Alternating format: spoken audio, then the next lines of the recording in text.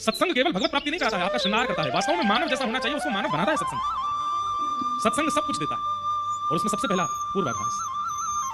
व्यक्ति की शब्दावलियों से, व्यक्ति के नैनों के मटकाहट से, व्यक्ति के उठने बैठने के ढंग से आपको पता चल जाएगा कि व्यक्ति संबंध बनाने योग्य है कि नहीं।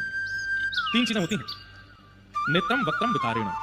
सबसे पहले किसी भी व्यक्ति से मिलिए, उसके नेत्रों में देखिए, अगर उसके नेत्रों में बहुत चपलता हो, चंचलता हो, 2 मिनट में इधर घूम जाते हैं, फिर इधर घूम जाते हैं और ऐसे टेढ़ी टेढ़ी नजर करके देखते हैं, सीधे देख सकते हैं लेकिन ऐसे ही देखते हैं, कथा जब होती है तब सोए सोए से हो जाते हैं। सबसे पहली पहचान व्यक्ति के हृदय की उसके नेत्रों से होती है। वो परिस्थिति में कैसे नेत्र रखता है, बहुत बड़ी पहचान। नेत्रों की स्थिति आपके हृदय का परिचय कराती है। कई लोग ऐसे बैठे होते हैं कथा में, हमको तो सब दिखते हैं, 3 घंटे वो पलक भी नहीं झपकते, वो ऐसे देखते रहते हैं, सुनते रहते हैं। और सबसे बड़ी बात बताएं, जिसका पूरा स्ट्रक्चर सीधा, सिर भी सीधा, गर्दन भी सीधे, अंग भी सीधे, एक आसन में, तो ऐसे बैठकर पूरी कथा सुन रहा होता है, समझो एक एक शब्द भीतर प्रविष्ट हो रहा है।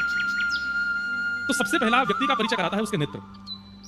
नेत्रों में यदि बहुत चपलता है उसका मतलब मन एकाग्र नहीं है व्यक्ति का, लेकिन नेत्र धीर हैं, गंभीर हैं, एकाग्र हैं, समझो हृदय विचलित नहीं है, इसका वशीकृत है। तो पहली पहचान, कभी भी किसी से भी मिलो, अब सबसे बड़ी पहचान व्यक्ति की उसके नेत्र होते हैं, उसके नेत्रों की स्थिति क्या है। दूसरा वक्त्रम, शब्द।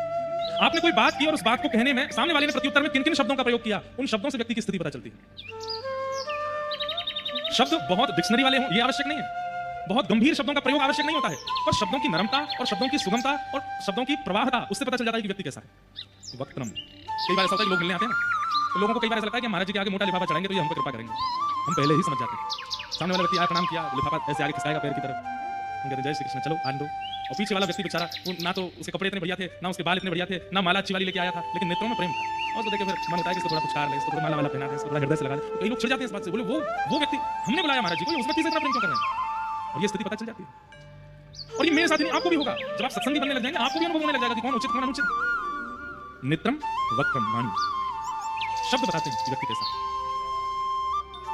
और तीसरा विकारेण, सिर से लेकर पैरों के खड़े होने की अवस्था, बैठने की अवस्था, लेटने की अवस्था, खाने की अवस्था, एक एक अवस्था से पता चलता है कि व्यक्ति कैसा है।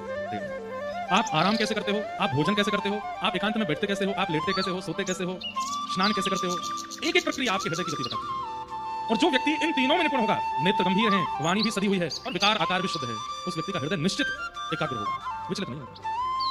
और ये पता चल जाता है वैष्णव व्यक्ति को, एक सत्संगी व्यक्ति को इन तीनों से पता चल जाता है कि व्यक्ति कितना संबंध बनाने योग्य है।